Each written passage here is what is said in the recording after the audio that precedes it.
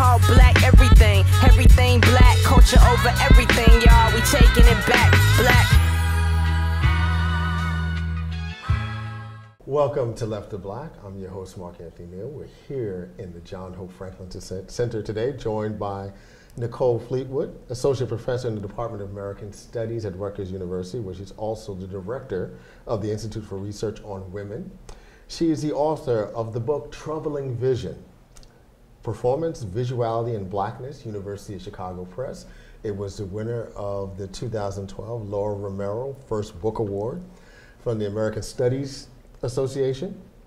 Her next book, On Racial Icons, will be released in 2015, and she's here at Duke presenting work on her next project, Carceral Aesthetics, Prison Art, and Public Culture. How are you doing today, Nicole? I'm well. I'm glad to be here, man. So, Troubling Vision was a book that really dealt with the visual aspects of Black culture. Talk about how you got your interest into seeing and the visual aspects of Blackness. You know, I mean, I don't have one answer to that. I think it's my kind of experience with the world and how I interact with material, how I interact with, when I think visually. I often see something before I can write it. And I think we all are tuned into different ways of perceiving, right?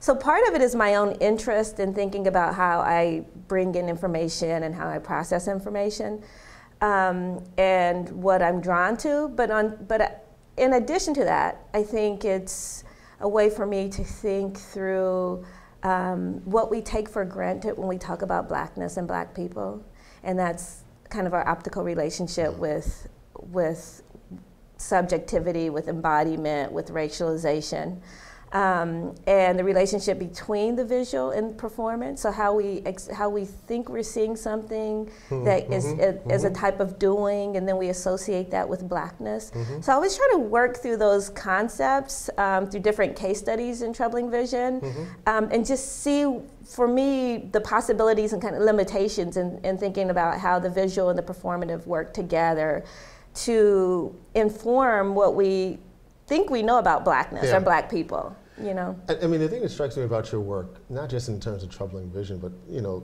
the majority of the work that you've done, on the one hand, there's a kind of visual literacy, a high visual literacy, and an understanding of a Black visual archive that you draw from. In many ways, as a scholar, right, and as a critic working within Black visual studies, there's a gap between the kind of things that you see and, say, some of the things that young folks see. So we have so many young folks now, and everything that drives them is visual, right? They have to watch things. And you think about things like Vine and Instagram, you know, everything in their life is framed by the visual, but they don't possess that same literacy. You know, what kind of struggles do you find getting folks to actually see what's there to be seen? So you're asking about how do I get students to think about see visual what's literacy? There to be seen, right? Because they don't possess that same kind of visual literacy. It's interesting. I mean, one of the things that I say around the relationship for me between research and writing and pedagogy is that I want to constantly shake up what I take as familiar, and I hope to do that with my students also. So I'm really interested in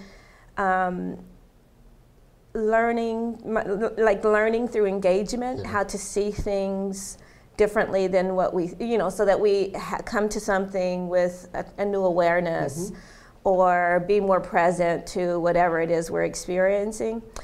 I showed my students a video from Tribe Called Quest in my history and culture of hip hop class.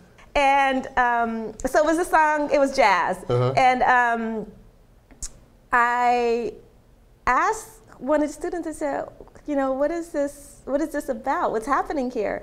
And so they were watching the video and listening, and they couldn't engage. And I said, you know, and I asked them several times, and you know, and one, it was like, the delivery for them was different. And they're like, well, nothing's really happening. I mean, what are you asking me? This is what they were asking me. What are you asking me? Like, nothing's really happening. And it was it was a generational divide at that moment, but it was also this moment where I realized my students are taking in so much visual material all the time.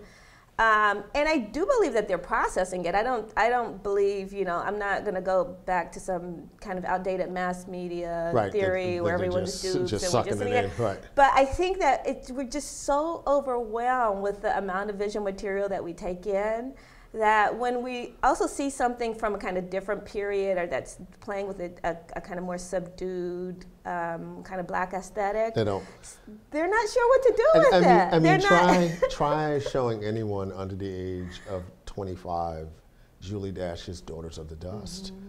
And for them, it just moves so slow. It's like, they're so used to these action movies and everything happening all the time. But it does raise a question about, are we doing a good enough job teaching folks, and not just young folks really, how to read visually? Right. I think it's also like, especially within tropes of Black American public culture and media culture, we're used to such hyperbolic representation.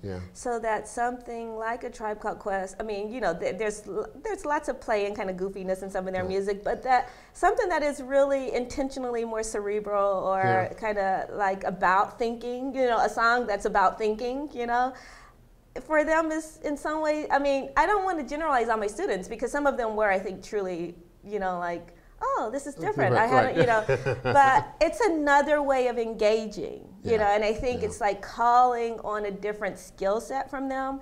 And there's, and I like to borrow from an art history professor from Harvard who talks about one of the things she does in her classes is try to teach students to decelerate. So one of the assignments that she does in art history is she has students go choose a painting and sit in front of that painting for like literally hours. Like just sit there for hours. And she does it herself, and she said, oh, it was after like, my third sitting for 3 hours that I realized, oh, the squirrel has wings, or like it's a flying squirrel or whatever, And so she puts that into practice herself. And I think what I've been trying to do in my work lately is to decelerate a bit, and so to kind of slow down and think about, like the book on racial icons. It's actually a short book, so it sounds like an irony to say that I'm trying to decelerate, but I tried to take my time thinking about why it is we get so fascinated with certain iconic figures, images of Blackness, and how that is a way that different constituents come to have a conversation in a phantom or material public space around not only race, but around kind of notions of American democracy, a negotiation between the history and the present, issues of value, like who do we think is credible and have the right to speak in certain kind of spaces, who's worthy of these. So I try to use case studies slowly to think through these ideas. And it is partly what inspires me to do the work I'm doing now in prison arts. I tell people it's a love project. And I don't mean that in a hokey way whatsoever. I mean, it comes out of my own experience with many incarcerated relatives, and the photographs that have been sent to me and other relatives from prisons over the course of 3 decades of dealing with mainly male relatives who have spent short and very long-term, have had short and long-term sentences. And at some point I had to train myself to really sit with those images, because when they came, they would make me so uncomfortable and make me feel just unbelievably sad. And I've talked to some of my other mainly female relatives about this, and some of them say, I look at it and I just put it in a box under my bed, or I just can't, they're too painful. And so I started an exercise where I would sit with those images and I would talk to them. And for me, it was really trying to put into practice a form of recognition that is counter to what mass incarceration does, which is making invisible the people we love. Yeah. You're watching Left to Black. I'm your host, Mark Anthony Neal. We're joined today by Rutgers University Professor Nicole Fleetwood, who is talking about her new work looking at prison art. You just curated an exhibition and conference marking time at Rutgers, where you brought together all these figures who were involved in what might be simply described as prison art. What has been the reaction to this project? I mean, on the one hand, we're talking about a country that incarcerates more people than anybody on earth. And, what is this art speaking to? Whether it's the self-portraits, family portraits that are taken, or literally, artistic, renderings of life in prison. Why is this work important at this point? It's the sheer fact that, as you said, we have so many people incarcerated, right? And because of my interest in archives, I initially started thinking about my own kind of personal family archive of all these photographs we have of our family, our family members aging and changing in prison. Yeah. And also these images that document visits. Like I forgot that when my son was 3 months old, I took him to visit my cousin Alan in a prison in Ohio, and I recently came across that picture of of Alan holding my son Kai, and I hope that my son never spends time in prison. It was just, there was so much that came out for me looking at that picture that I actually had forgotten about, and thinking about the relationship between Black families in the carceral state, right. And how so much of our, the practices of care and love and belonging are negotiated through carcerality. And all of us have that relationship. I mean, there's no way, whatever class achievement and educational achievement, like our families are that we know someone, that's incarcerated, right? And we have to make choices about how we want to deal with that reality, how we want to represent it. And even, taking it a step further, that the state has actually restructured Black families, not only that we don't just have a relative in prison, but like that imprisonment has really restructured right.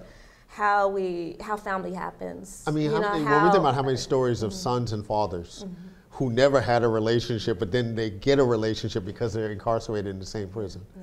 Right. I have a photograph of me posing in prison with my cousin DeAndre and my cousin Alan.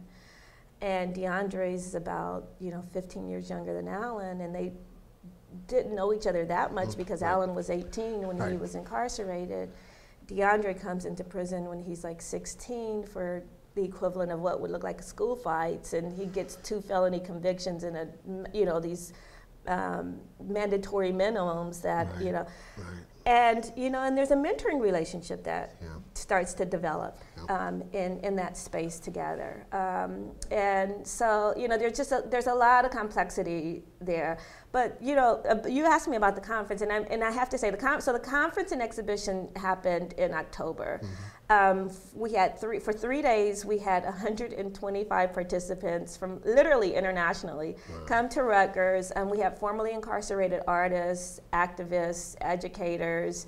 We also had some people who worked for the carceral state, like people who are more like in kind of the rehabilitation model. And for me, that was really interesting because I often feel like when we're having these conversations around mass incarceration, it's the left talking to the left. Right. And right. it was a broad spectrum of people, and some people who really actually believe in a rehabilitative model, which right. I'm very critical of. Right. But it was interesting to hear them talk about like the occupational value of teaching art in prison and giving work to incarcerated people as a way of providing them a skill set. And also a way of them like learning to manage time, because time gets slippery in prison. And all the artists who were there present talked about the fact that time is a really slippery concept when you're incarcerated. You know, one amazing artist was actually in South Carolina, and this abstract expressionist, Jared Owen, said, you know, you don't want to spend too much time thinking about time because you will go crazy. And he said, I started studying Buddhism, and I just developed this kind of this relationship as to time like a Buddhist, where I just like, I'm here kind of floating in the moment, I'm present, and it doesn't matter kind of what happened the day before and what's going to happen. He said, because if you start thinking about that, and he had 18 years. He's like, if I'm thinking about the actual, you know, today is this date of my 18-year sentence, it's going to drive me crazy. He's like, I'm going to be miserable. And kind of abstract expressionism became for him a medium to kind of toy with that, you know, and he created these large-scale canvases in prison, a lot of times with confiscated materials and the like. So it was so amazing to see how aesthetics were emerging inside prison, and these are also aesthetics that, like, you know, we can kind of theorize about, but we don't fully understand unless we've been incarcerated. And so that was the other thing that I was hearing, you know, is like how art was actually being made with very limited resources, under constant surveillance. And a type, especially in men's prisons, a type of fraternity that was created around artists. And in many cases, it's this really complex kind of multiracial fraternity. Like the art room or the art space became a place where you'd have really artists of different races coming together and kind of avoiding gang culture and a kind of culture of violence that we associate with men's prisons. And we often hear like folks who are artistically gifted, you know, particularly in terms of vocal singers, those are the cats that get protected. Yeah, definitely. In those spaces. Yeah, definitely. Yeah, and so many of them were doing really well in prison because they would do portraiture. They were commissioned artists, so they would like, will you make a painting for my mom? Will you, you know, a lot of times we would give them photographs of their girlfriend and like say, do this so make it. Yeah, exactly. So, so there was a lot of that being talked about too. One of the more interesting connections for me is an artist who participated was incarcerated with my cousin Alan, who's been in for over 20 years. And his name is Dean Gillespie, white artist from rural Ohio, who spent 20 years before the Ohio Innocence Project got him out, wrongful conviction.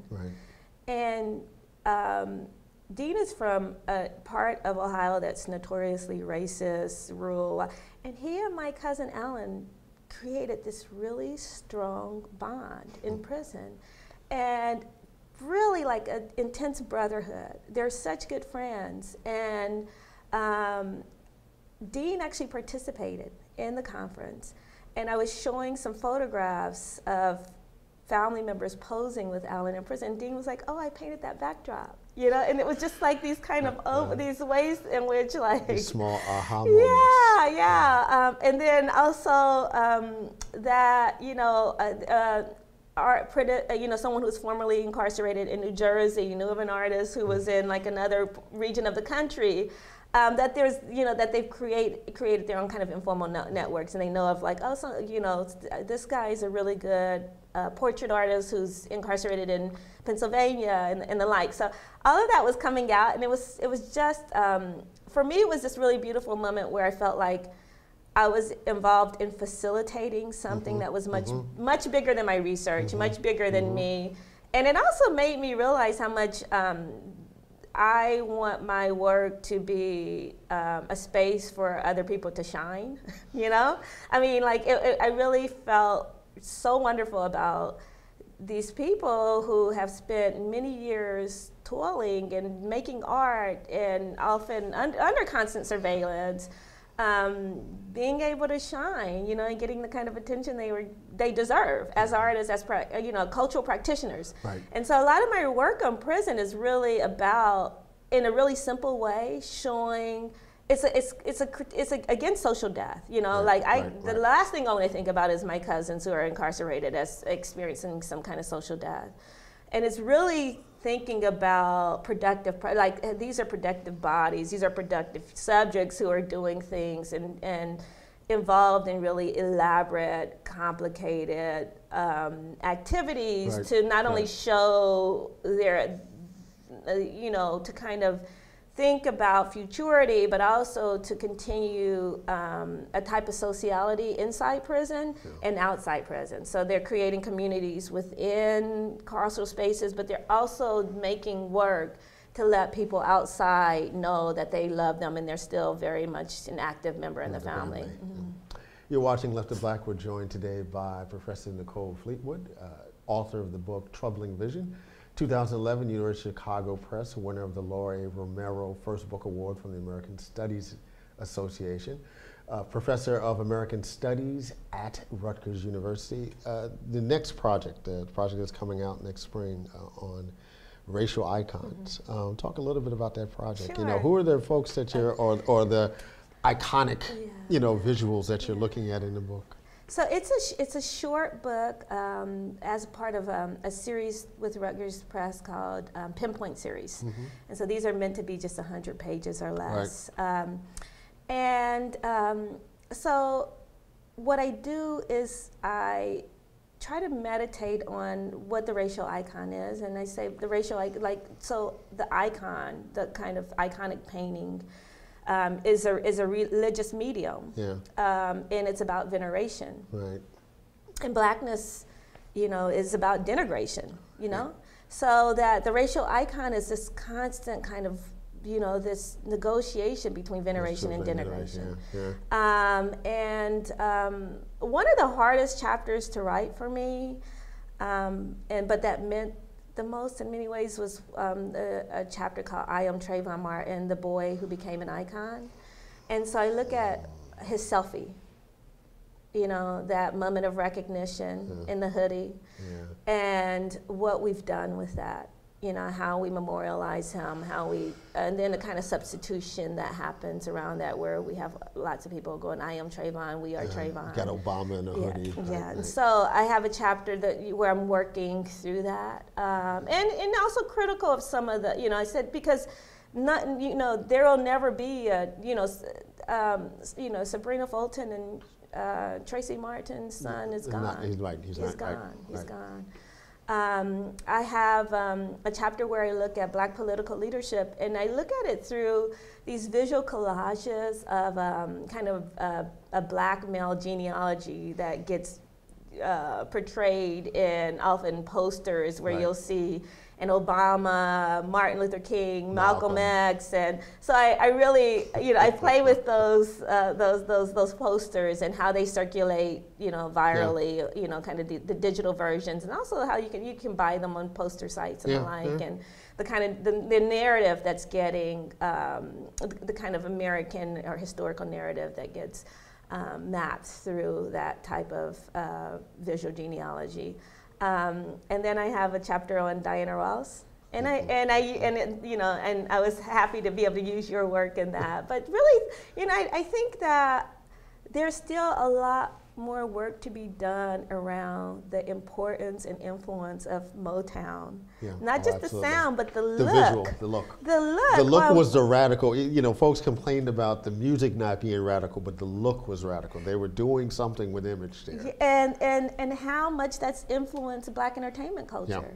I mean, you see a Beyonce doing so much, really rehearsing literally much of what Diana Ross, explicitly and sometimes not. I don't think she's even sometimes aware of how much of that type of figure has influenced her. When you see Luther Vandross on stage in his prime and the sequin, jackets, it's straight out of the Motown catalog. Exactly straight. The way he moves on stage. They had a whole grooming school. Or they were taught movement. They were taught, and all of that comes out of Motown. So I look at Diana Ross an idea of giving face, because so much of her the work around her, is still photography of her face. Of this kind of the veneration of face. And I use Roland Barthes talking about the face object and what happens to this kind of racialized face object and the way it circulates. And then I deal with sports iconicity, and I look at Serena and LeBron James, and thinking about them and these contemporary moments as these really complex racial icons who are super dominant in both in their respective sports, but American public, broadly speaking, have an uneasy relationship with them, right. And in part because of their unwillingness to play to certain past notions of a kind of, bowing down to white. Especially Serena. Especially Serena. Just kind of avoiding that, like, I have to be nice to you because, when she does that crip walk, Well, I end the chapter on when she's getting her bracelet for having, tied Everett, Martina and Chris Everett, for 18 Grand Slams for women's singles. So they give her that Tiffany bracelet. This just happened overseas. And they're going on and on about her fashion, but no one's commenting on her fingernails. And her middle fingernail is painted differently. It's like a big F you. It's literally like her middle fingernail is like saying F you. And I just love it, and she's bold enough to do that. But she's so dominant, it's just, they have to, they have to recognize her because she's so dominant in her field. But you can see how uneasy they are in her presence, and what I mean is just tennis association broadly, and the fandom around it, and that was kind of fun to write, working with her as a figure, So we're going to look forward to having you back, hopefully in studio, to talk about both of your next couple of projects. That's great, thank you. We've been joined today by Nicole Fleetwood, who is Associate Professor of American Studies at Rutgers University in New Brunswick. She's the author of Troubling Vision, published University of Chicago Press 2011, won the Laura A. Romero First Book Award, American Studies Association, visiting us here at Duke to talk about her work around prison art. Thanks for joining us today. Thank you for having me, it's great. Black lights and booze burn when I record for Watts, and every black like Troy Davis who never had a fair shot. All black everything black, culture over everything, y'all, we taking it back.